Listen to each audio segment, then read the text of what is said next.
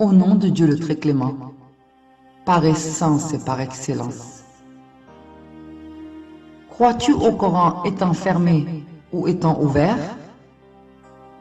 Perçois-tu toutes les choses dans le Coran? Ou alors te contentes-tu d'y percevoir ce qui te plaît, tandis que tu te détournes de ce qui te déplaît? Croyais-tu qu'il suffisait de croire que le Coran provient d'Allah pour avoir une foi saine et une adhésion sans faille?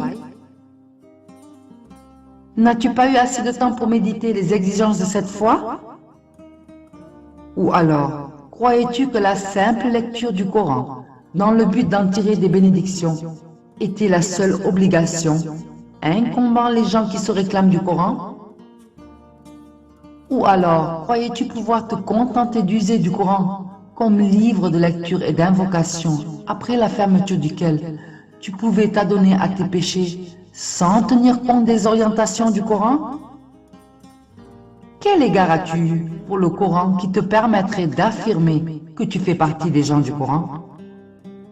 Médite donc tout ce qui est gravé dans ta conscience. Ne vois-tu pas que tu t'es contenté par rapport au Coran de marcher dans le sillage de tes prédécesseurs et de ton entourage, sans songer à en tirer de nouveaux enseignements? Les gens ont pris l'habitude de ne tirer du Coran que les enseignements relatifs à la prière, au jeûne, au pèlerinage, au rite en général et au fait dans la limite de leurs désirs et de leur propre choix. Après quoi, ils se refusent à consulter le Coran quant à leurs rapports humains, leurs mœurs et leurs transactions.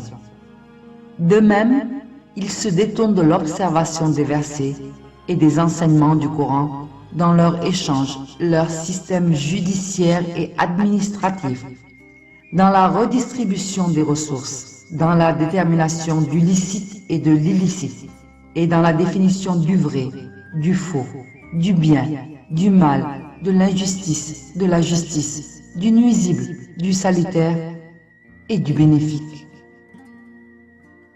Par le temps, l'homme est certes en perdition, sauf ceux qui croient et accomplissent les bonnes œuvres, s'enjoignent mutuellement la vérité et s'enjoignent mutuellement l'endurance.